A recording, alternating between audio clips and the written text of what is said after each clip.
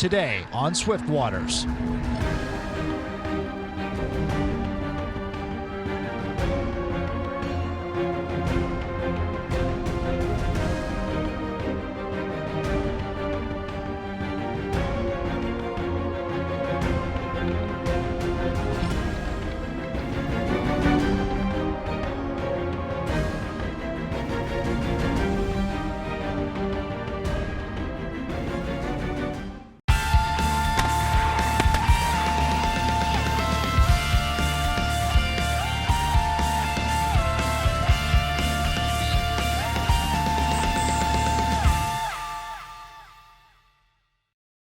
Welcome to Swift Waters. I'm Connie. And I'm Shawn.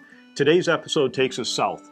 We're going all the way down to Arkansas. This has been a dream location for us for several years. It's taken a year's worth of planning. We did our initial scouting trip early spring, located about 4 or 5 different locales, and then we just watched them through the off season of how the weather started changing. Of course, we're in the flooded timbers, thigh high, mallards coming in, right? You got to have that in Arkansas. Yes, and then the second part of our episode is the snow goose hunt. So we find ourselves in a flooded rice field and made our own decoys. And of that, you're going to see on our tips and tricks just how to make 1,500 decoys. So stay tuned.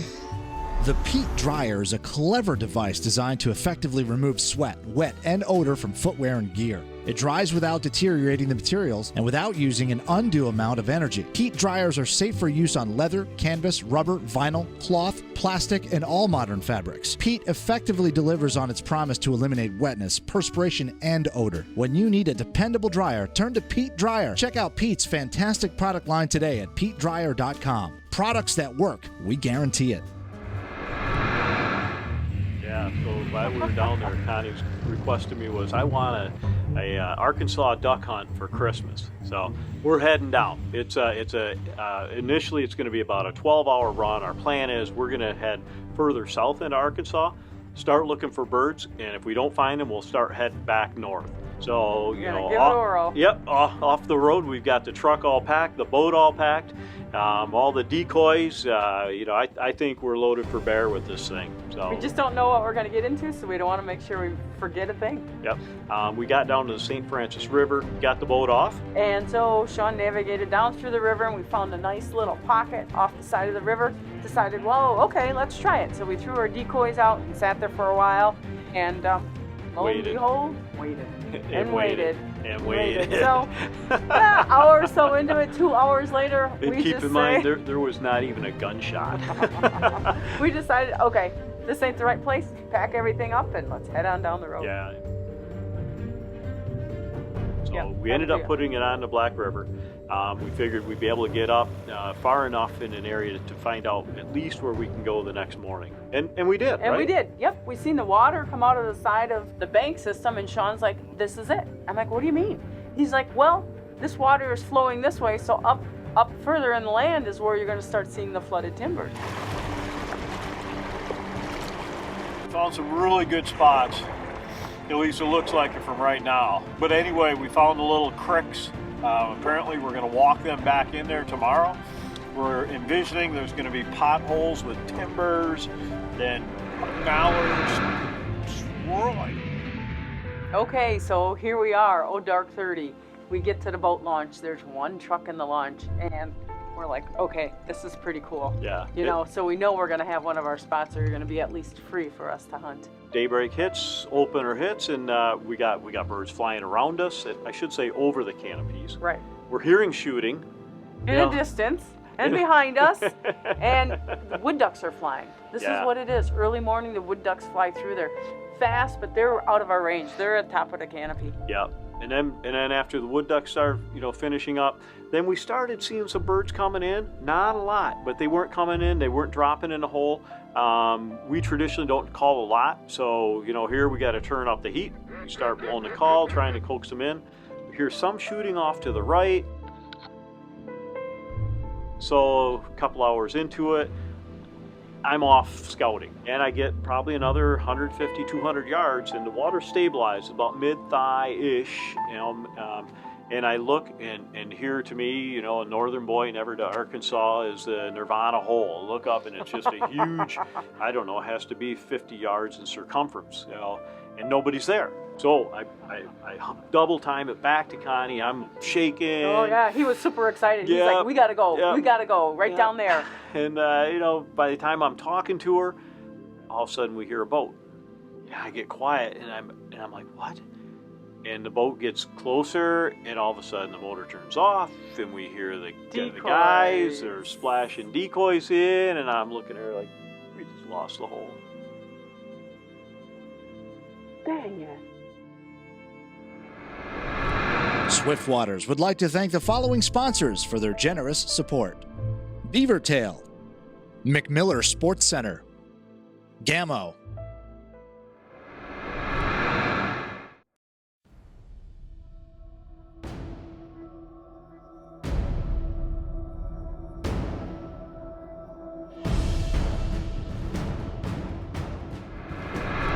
Swiftwaters would like to thank the following sponsors for their generous support: Thermacell, Igogs, Manzella,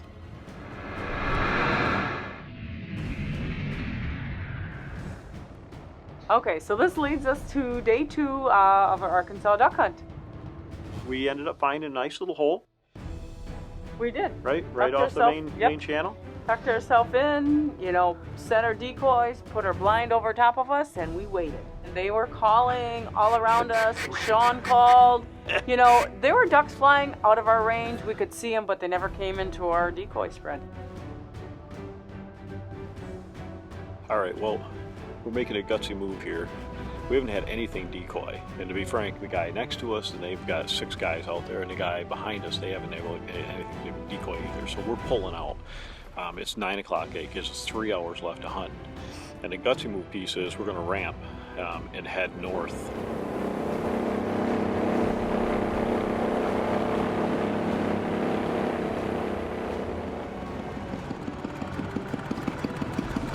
Well, we're really perplexed on where to go. This water is so far down here, it's definitely not an area that's going to hold any birds, considering all the water's on the other side. We last there only till mid-morning, and then we again decide to, in that same area, it was like a squared off kind of a corridor.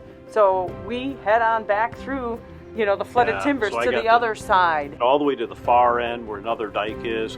Got off plane, started looking around, literally into the timbers, and saw a nice little pothole, a hole in the canopies. We kind of navigate the boat through it, bumping off trees. We hear some other guys shooting, so we're thinking, what the heck? You know, this looks like a pretty good spot. And the water's deep. I mean, it's got to be 4 or 5 feet deep. So even if we weren't hunting out of the boat, it would have been tight for Connie to get in the water. Yeah, too tall for me. I'm not going that deep. Yeah, so we ended up hunting out of the boat, put the blind over top, which is pretty uncommon down there. Had the decoys in front of us, and we pulled some birds over to us. Yep, we pulled them to us, but man, we could not get them in the hole. I don't know, we're just going crazy. You know, a couple pot shots here and there, but we could not get these birds to decoy in. We ended up not getting a bird the last day. We hunted it till noon. We had another 9 hours to get back to Wisconsin and back to work the following day. Yeah, so we did. All in all, it was a great hunt. It was a new area. You know, it was warm down there, so the birds, you know, stayed on that resting area, really didn't move. We talked to the local guys. They had a great early teal season. This year, they said the duck hunting, not so much. So that's just all hunting. You know, all in all, I got my wish. I got my Christmas duck hunt. Arkansas, thank you very much. It was a great trip. In preparation for the snow goose hunt, it's not only just scouting for an area, but it's actually getting all the equipment ready for it as well. So we took the challenge on. I should say Mike, Dan, and myself took the challenge on of building our own decoy spread. We want to take the material, and we started using from those white bunny suits that painters use. Mike ended up finding that it took too much time and ended going to the tie-back material that you can just get at Home Depot, Menards, that type of thing, in a big roll, right, for the house wrap. cut it down into about a 3x4 section, and then fold it properly, and you can get literally 3 or 4 different socks out of one section. Now, where does the work come in for this stuff? I mean, you have to sew, right, this thing all the way around, as well as an area for the hoop to go through to keep it open. Then we ended up punching some holes in it. We get it to the point where we've got a stake in it, we got a butt stiffener, you know, we put a little bit of paint on the back end with the stencils, and we put a band in the front end of it. They ended up working out really well. We did about 800. The total cost on these for our assembly was about 52 cents. How good is that? Now, if you're looking for a materials list, you know, go to our website, swift-waters.com.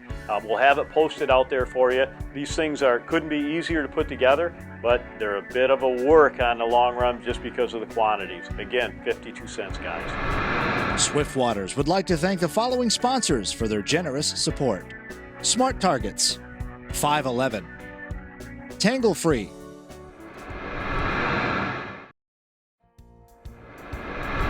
Swift Waters would like to thank the following sponsors for their generous support. Mud Buddy, Lacrosse Footwear. All right, so we are getting ready to go. The guys are starting to arrive. It's late in the evening. We plan to drive all night. We got a 12-hour drive ahead of us, and we're going to hit the road. We're heading to Arkansas for the snow goose hunt. We're not very far, 140 miles into the trip. We got 800 to go. Ugh. Well, we're rotating drivers through 4 a.m. Another fuel stop and everything else. You know, Michael gets out, John gets in, and first comment he says is, "Boy, your brake pedal's squishy." So we get him to pull over, do the inspection, and sure enough, we blew a rear brake line. So we pull into just a parking lot. Yeah, we had to wait for at least 2 hours until a service center got open. We called the local shop. He couldn't be more accommodating. It's like, bring it over right now. We navigate over there with an e-brake, pull it in. You know, he gets it up on the rack. This and that. About 3-4 hours later, we're on the road. Yeah, so, pretty cool. A little bit after lunch, and we're heading south. We're on a mission. We're gonna find some snow geese. We made it to Arkansas, finally. We got the truck, we're gonna unload, but the biggest thing is we've been driving around, starting to get very nervous that we just saw absolutely no snow geese. We got in the lower end of this part of the county, and man, it lit up. We hit it. We were fortunate enough, we found a house that it wasn't the landowner, but she invited us in, Connie and I. Sat down with her. She called the farm owner that manages all the land, and he's a corporate landowner. He actually comes over to her house, says, "I got a better spot than where we're seeing all the birds," brings us out, drops us off here. So we got at least one farm locked down for while the trip we're here. We're going to try to get this thing set up yet tonight for tomorrow morning hunt.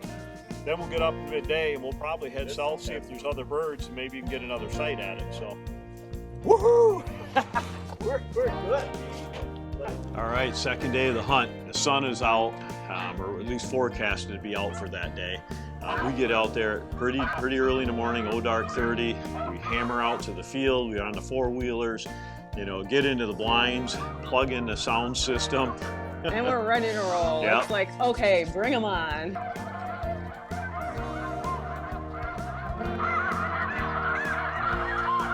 And all of a sudden we start seeing the birds from afar. Well, they had to be, I don't know, 10, 15 miles out, but we can start seeing them lift off. And this is, you know, what we're trying to find and pattern them. Are they coming in our fly area, or are they going east-west? Yeah, is it a different flyaway than kind of where we're set up? So this is all just part of, you know, still the scouting process. Did we set up in the right?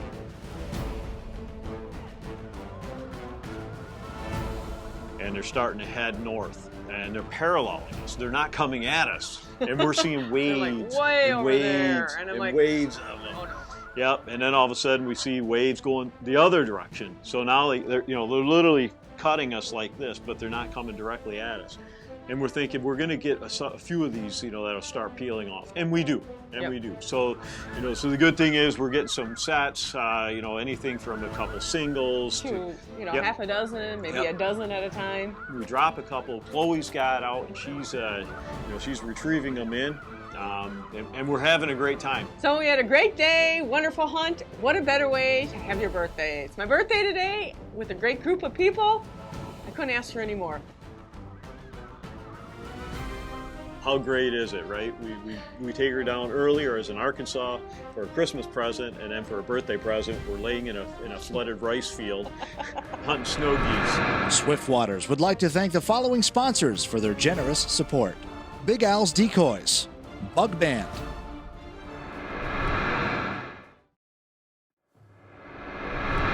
Swift Waters would like to thank the following sponsors for their generous support. Lodge, Waterfowl Wading Systems by Caddis. Just lying down and watching the sunset or rise, and just lights up the sky. It's just a brilliant orange. Unbelievable colors.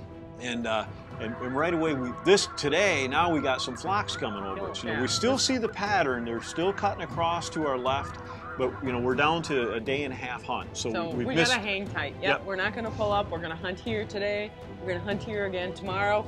We've made the commitment, or we should have pulled out last night. So we're hanging tight. So we're looking at them, and we get a nice flock come over top of us, and they're right up, but they're not committing in, and they bust off to the right, and we're like, oh, darn it. And as we're still talking, John looks down towards our feet, and we got a set of about 20, right off the deck. Coming at us. Yep, coming right at our feet. John's already, kind of trying to organize this. One person's going to make the call. And I held true with this one. So I did make the call, and as you see them, they're on the deck, they're on the outer skirts of the decoys, and I'm like, take them. Yep. And we do. All the blinds flip up, we got some birds coming down. Oh, it was pretty cool. Yeah, it was a nice volley.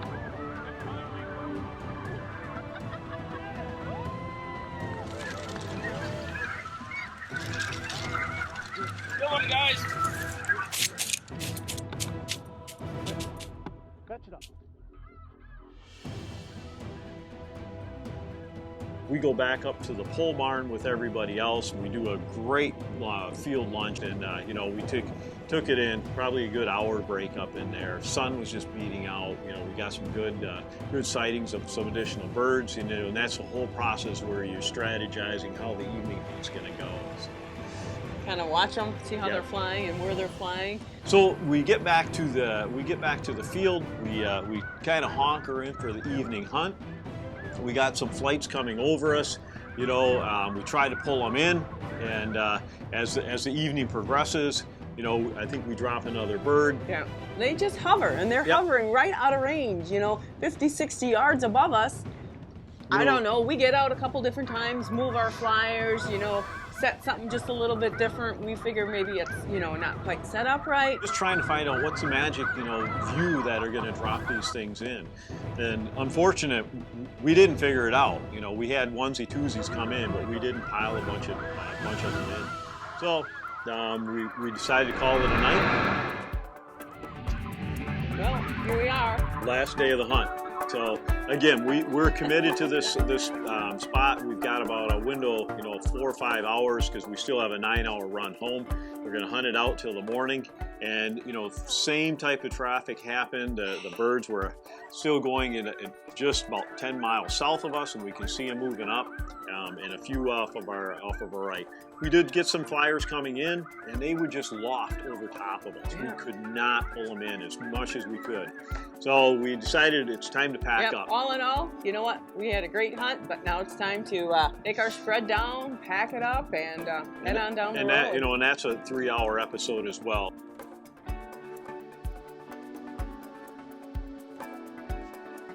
Keep in mind, we didn't have, a 60, 100-day bird day, but man, for considering of all the work that we took to build the decoys, the freelance, find a spot, we got into some birds, no pun intended, we didn't go back zeroed out. So, all in all, for our first snow goose hunt, totally freelance. Thanks guys for putting up with us, and we had a great trip. Hey, we just like to thank everybody for watching this show. Our sponsors, without them, we couldn't have done any of this. The trip down to Arkansas was just a fantastic run. It's all I could have asked for. I asked for it for a Christmas present, and it was a dream come true. The flooded timbers in Arkansas. This wraps up season 2 for us. We had a great year. Next year, we've already got lined up some incredible hunts, and you just got to be here to be able to watch it all with us. Don't forget to follow us on Facebook and try to keep up. Swiftwaters would like to thank Garmin for their generous support. Check out their full product line at Garmin.com. On the next season of Swiftwaters.